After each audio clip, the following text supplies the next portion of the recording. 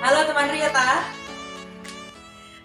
kita dapat sesi baru nih yang paling seru di episode kali ini karena sebelum-sebelumnya mungkin kita lebih sering banyak main animasi dan sekarang kita coba terobosan baru untuk melakukan sebuah sharing bersama teman kita sebelah saya.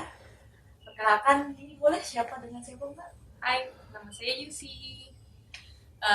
Dulunya saya sekolah di akuntansi Universitas Airlangga. Sekarang saya meneruskan kuliah di Rotterdam School of Management, Master of Business Administration. Oke, nah gitu teman-teman. Jadi sebenarnya sharing kali ini kita mau tahu lebih jauh nih tentang Mbak Yusi sendiri gitu. Bagaimana dia memutuskan untuk melanjutkan kuliah dari tempat yang lama, kemudian baru pindah ke negara lain seperti Belanda ini sekarang gitu.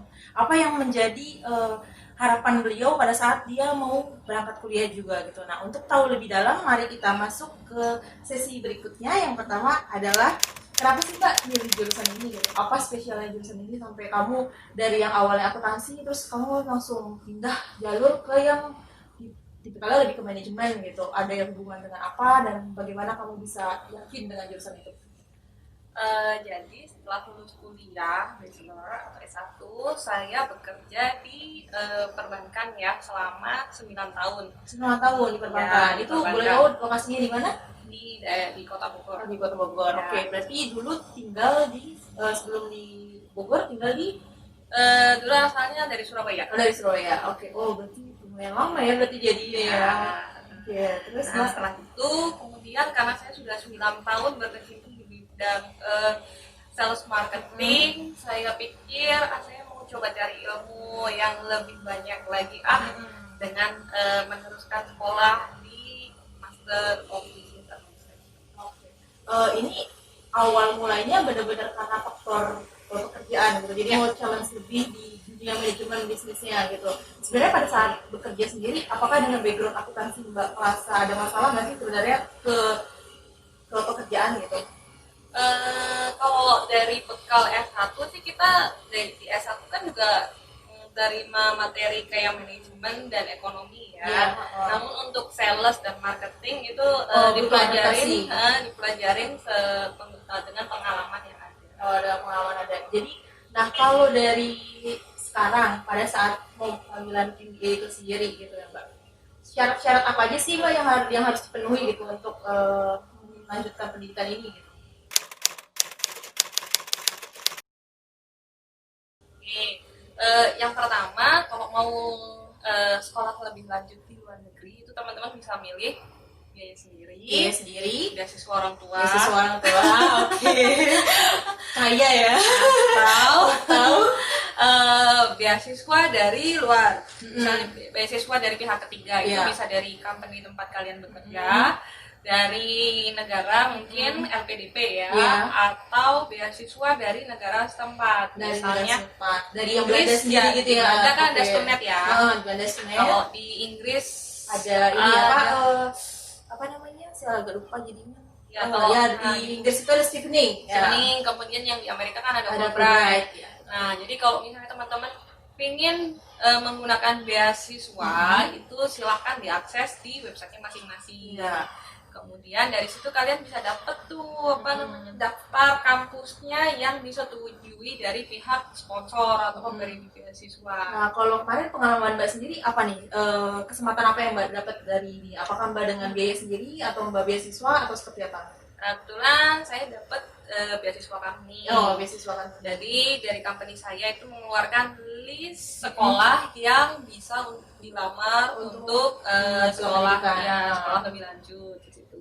Dari situ, dari daftar sekolah yang didapatkan, itu saya melakukan riset sendiri di website masing-masing sekolah. Oke, berarti kalau seandainya Mbak kemarin itu dikasih list berapa tuh Mbak yang dari company-nya Mbak? Sekitar 50 untuk Master of Business Administration, 50 untuk Master of Science, dan 50 untuk LLM. LLM itu lebih ke low berarti ya? Ya, oke. Kalau seandainya ada 50 nih ya Mbak, berarti Mbak survei 50 company ini syaratnya masing-masing gitu? Iya, terus Mbak filter mana yang sesuai dengan keinginan Mbak, apa yang Mbak mau cari gitu. Nah, kalau gitu pernah dapat beberapa opsi Mbak lagi gitu yang kira-kira mendekati dengan keinginan Mbak? Bisa lah ya dapat sekitar 5 opsi. Di sini 5 kita opsi. lihat pertama programnya, Hmm. kemudian lama studinya, Hmm. persyaratannya, Hmm. gitu terus. Ya itu aja sih. Oke, pada saat yang tadi kan contoh program studi Mbak udah dapet nih dari 3 opsi jurusan, ternyata Mbak lebih pengen yang manajemen kan ya, manajemen bisnis. Kemudian berarti salah satu udah dapet, kemudian lanjut ke syarat kedua kan Mbak bilang tadi ya sebelumnya adalah lama studi. Kalau Mbak sendiri ada concern nggak sih lama studi yang Mbak ini, apakah harus saya Mbaknya ada program khusus yang mau dicari kan, kayak setahu saya kalau master itu ada 2 tipe ya, ada yang modelnya coursework, ada yang modelnya satu lagi research gitu. Mbak pilih yang mana nih pada saat itu? Kalau saya emang nyarinya yang coursework ya, Karena karena kan saya mencari ilmu baru bukan untuk mengembangkan ilmu yang ada. Jadi saya milih coursework, kemudian dilihat untuk master MBA itu ada 1 tahun dan 2 tahun. 1 tahun ada 2 tahun. Ya, untuk yang 1 tahun tuh terkadang ada tesisnya, terkadang tidak ada. Oke, kalau dari situ Mbak pilih berarti yang setahu saya di Erasmus itu setahun ya, setahun. Kemudian masuk nih Mbak ke persyaratan gitu Mbak. Apa sih persyaratannya yang maksudnya persyaratan nominal requirement dari kampusnya apa sih?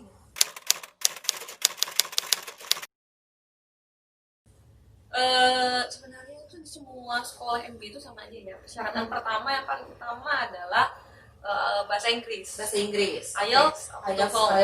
IELTS itu minimal 7 7 atau mungkin ada beberapa sekolah yang 6,5 ya, tapi diusahakan dapat 7. Kemudian untuk GMAT itu GMAT minimal 600. Oh, 600. Oh, itu kalau di Erasmus ada ini ya, ada standarnya GMAT yang minimal yang diterima sekian gitu. Rata-rata untuk business school di top Christian University itu 600 ke atas. 600 ke atas. Lumayan juga ya. Nah, terus itu kalau selain itu berarti syaratnya lebih ke administrasi lagi ya, Mbak? Kalau Mbak berarti nggak ada sesi interview dengan pihak kampus, nggak ada, Mbak? Jadi ada juga. persyaratannya adalah mengisi formulir aplikasi, kemudian mengirimkan 4 esai. Iya. Setelah diterima oleh administrasi seleksi esai, akan diminta IELTS dan GMAT-nya. Apabila sesuai dengan standar dari pihak kampus, maka akan ada yang namanya kira video test sebelum interview.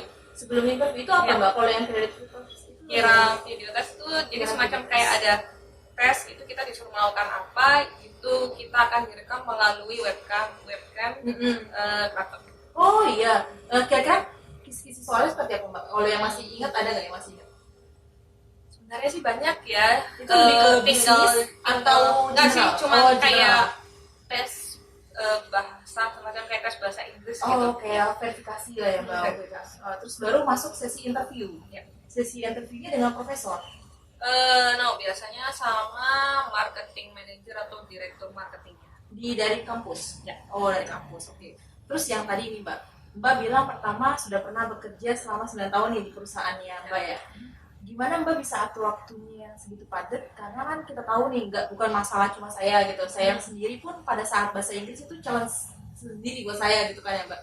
Buat dapetin 6,5 aja udah ngap-ngapan gitu kan. Nah, gimana Mbak bisa udah IELTS siapkan atau TOEFL tadi, terus kemudian siapkan juga GMAT-nya gitu. Butuh berapa tahun sih persiapannya Mbak?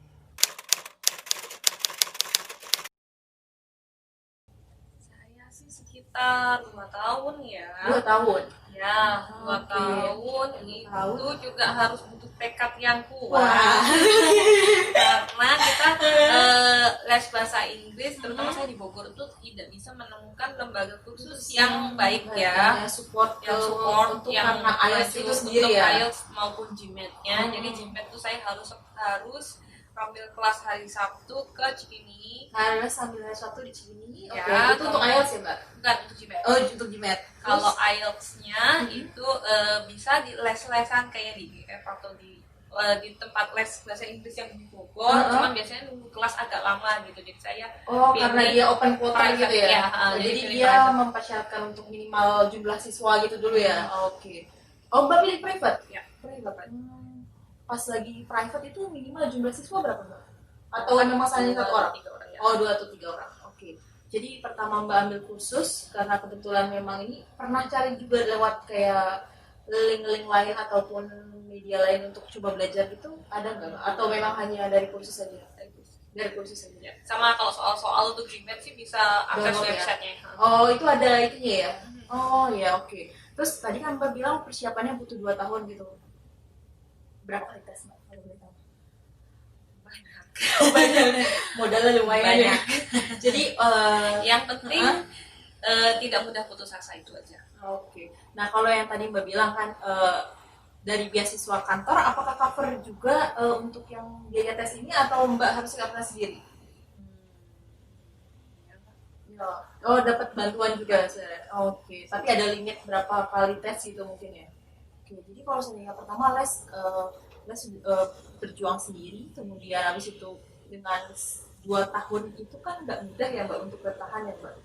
Apa sih apa namanya Mbak dapat nggak sih support system dari entah keluarga atau memang ada kemauan sendiri yang memang mengharuskan pengen banget studi gitu sebenarnya ada nggak sih alasan dibalik itu kenapa Mbak bisa konsisten selama 2 tahun karena kan itu nggak mudah ya Mbak kayak mamanya beberapa teman-teman saya yang lain gitu kalau mamanya kita compare gitu ada yang di tengah jalan dia berhenti gitu kan ya Mbak terus ada yang tengah jalan mereka nggak yakin sebenarnya passion apa sebenarnya worth it nggak sih ini kita kuliah lanjut gitu gitu Mbak mungkin kalau sekarang kita nggak bisa mengukur hasil ya Mbak tapi ketika 2 tahun itu apa yang bikin Mbak percaya aku harus coba terus aku stick with what I want gitu apa tuh sebenarnya yang itu Jadi balik lagi, kenapa tuh tekad kuat dari diri sendiri itu yang pertama. Ya mungkin dukungan dari orang tua atau keluarga, dukungan support dan moral aja.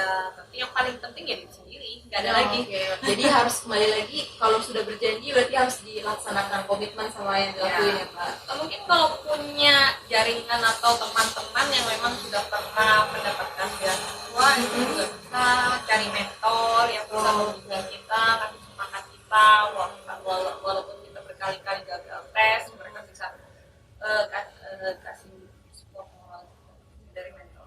Nah kalau saya setelah itu berarti setelah 2 tahun Mbak dapat ajukan ke kampus semua hasilnya berarti tercukupi ya berarti kalau gitu ya setelah itu ya. Ya karena ya. Terus kan sudah tercukupi semua kemudian persiapan berangkat dari terima surat LA unconditional itu berapa lama nih Mbak sampai keberangkatan fasenya Mbak Ali?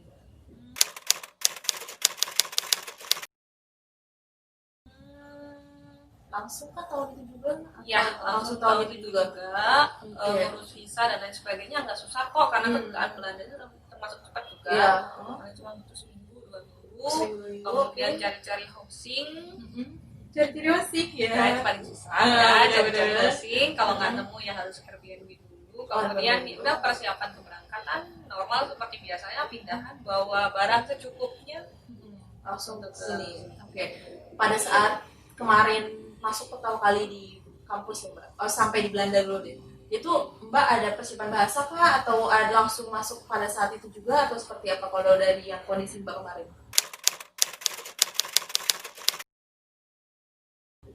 Kalau saya sih karena kelas internasional ya kelas bahasa Inggris jadi tidak ada persiapan bahasa. Nggak perlu basic. Karena kan kita udah membuktikan kemampuan bahasa Inggris kita sendiri dari IELTS dan GMAT-nya kan. Cuman kalau memang untuk hidup di sini tidak diperlukan juga kemampuan bahasa Belanda, tapi untuk menambah experience sih sebaiknya ambil kursus bahasa Belanda paling nggak juga A1. Oke. Nah pada saat ini kan udah sampai nih ya Mbak di Belanda pada saat itu ya Mbak. Sudah siap masuk studi juga. Ikut masa orientasi Mbak? Ada nggak sih masa orientasi gitu?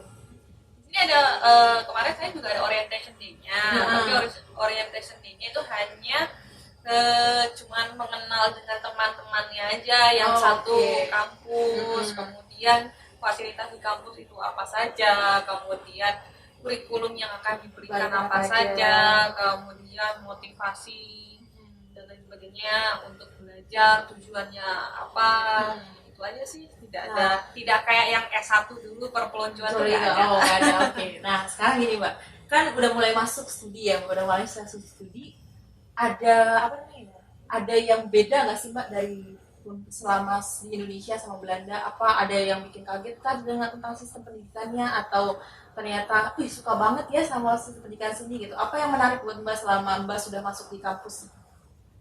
Oh ya, karena saya sudah 10 tahun lulus ya, Iya. jadi saya lupa.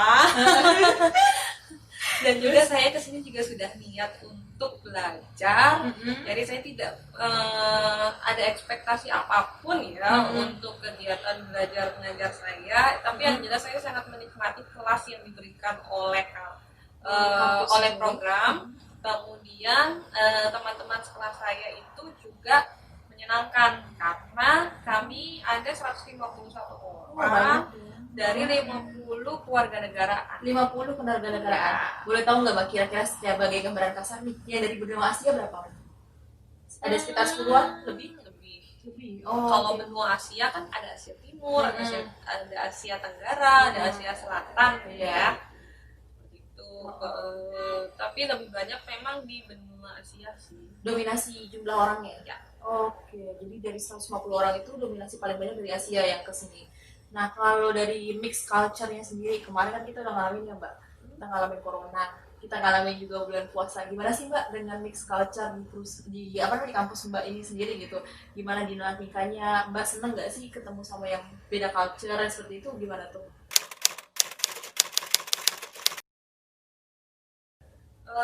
Jadi mungkin ekspektasi sebelumnya kita mikir orang bule itu nggak tahu Islam ya, tapi ternyata mungkin case kasus saya sendiri khusus, saya nggak tahu ya apakah sama tidak dengan kampus lainnya, tapi di tempat saya itu sangat toleransi. Jadi saat awal puasa, mungkin karena kita ada beberapa dari negara Islam, itu jadi hampir semua teman-teman kelas tuh mengucapkan selamat berpuasa dan selamat lebaran. Ya. Kemudian dan kemudian kan memang ini kondisinya kita puasa kan saat lockdown ya. Lockdown, tapi kita udah mengalami lockdown dari bulan Maret. Oh iya, kalau Belanda kan mulainya Maret ya. Maret sehingga udah mulai dibuka nih menjelang akhir puasa. Jadi pas lebaran itu kita diperbolehkan berkumpul dengan jumlah orang terbatas. Oke, pas lagi halal ya, kita bisa mengundang orang ke rumah kita gitu ya Mbak. Jadi ada beberapa grup-grup kecil mungkin dari grup negara Pakistan, negara Arab atau negara Indonesia itu halal sendiri. Oke. Nah, lanjut nih Mbak. Kalau saya dengar kan kisahnya menarik nih. Maksudnya semuanya teman-temannya pun nggak terlalu banyak perbedaan gitu, dan kita nggak terlalu banyak mengalami kayak kesulitan untuk beradaptasi dengan mereka gitu. Sebenarnya kalau dari Mbak sendiri selama sisi corona deh gitu kan jauh juga nih dari keluarga, terus habis itu mungkin beradaptasi baru juga kan, kita belajar online dan sebagainya gitu. Gimana sih siasat Mbak untuk tetap seneng belajar gitu? Karena kan ini banyak dong Mbak yang murid-murid ngaku gini sih cara belajarnya, gini-gini kan berubah gitu. Mbak tetap yakin dengan terus santai, habis itu kayak yang happy sama program ini apa?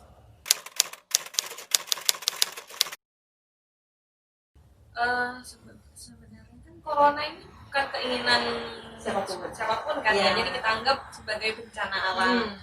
Jadi ya selayaknya seseorang yang kena bencana alam ya kita harus cepat dan mudah beradaptasi.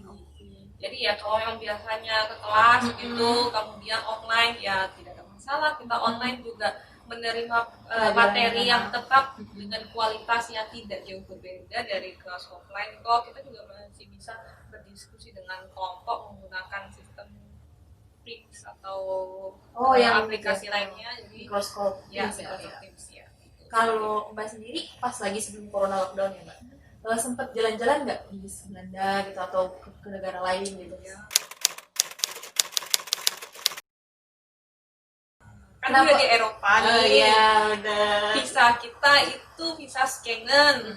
Jadi kalau misalnya teman-teman cuman ke Schengen ke sini doang hanya untuk jalan-jalan tuh kan visanya sekitar 1,2 juta, saya nggak tahu harganya. Itu mungkin paling berdasarkan cuti kalian kan paling cuma seminggu atau 2 minggu ya, maksimal itu 12 hari ya kan Mbak.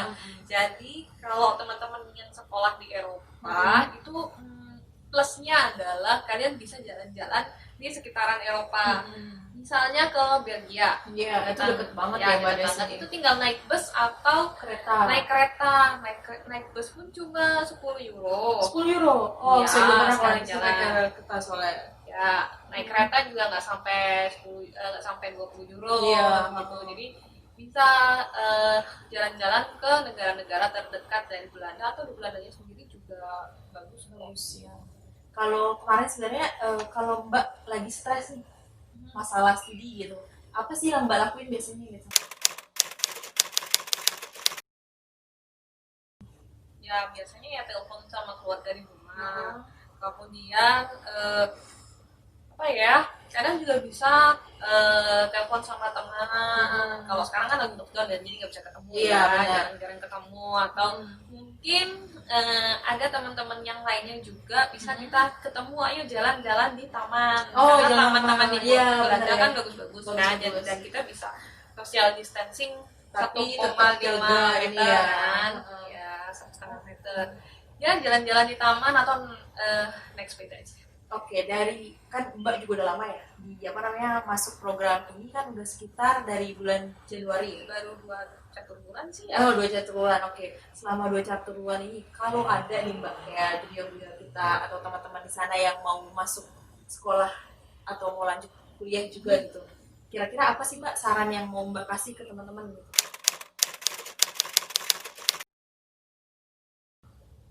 Yang pertama sih belajar bahasa Inggris sih yang penting Ya, ya. pertama supaya kuncinya berarti IELTS bahasa atau Inggrisnya. TOEFL ya. Jadi Hmm. IELTS minimal 7 atau TOEFL-nya minimal 1, TOEFL IBT minimal 100. Oke. Yang penting. Yang kedua mulai itu kalau untuk bahasa Inggris berarti kan berlaku 2 tahun kan Iya, ya. benar. Kalau misalnya teman-teman pengen ambil MBA itu kan harus ada pengalaman kerja minimal 3 tahun tuh. Oh, ada pengalaman kerja Ya, 3 tahun. Oke. jadi harus sama- profesi tertentu atau bebas, Mbak? bebas. Oh, bebas. Oke. Apapun, ada teman saya yang tadinya polisi, ada yang tadinya dokter. Oke, menarik ya kelasnya ya. Oke. Terus Mbak? 3 tahun itu kalian persiapkan untuk belajar GMAT karena GMAT itu susah, apalagi untuk yang kita orang Asia ya gitu orang ya. Asia gitu. Tapi kalau yang baru Biasa. lulus sih mungkin masih bisa lah ya. Oh, karena dia punya waktu 3 tahun sambil kerja sambil belajar GMAT gitu ya, Mbak. GMAT. Nah, setelah 3 tahun bekerja belajar GMAT, ambil GMAT-nya dulu. Setelah ambil GMAT, ambil IELTS. Oke.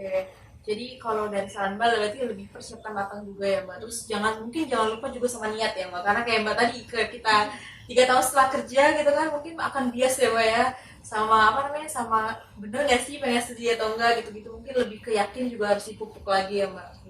Oke teman-teman, sekian dari sharing dari Mbak Yusi. Kalau seandainya ada pertanyaan silahkan boleh tanya-tanya, dan kalau kami berdua bisa bantu, kita akan bantu kalian semua. Terima kasih.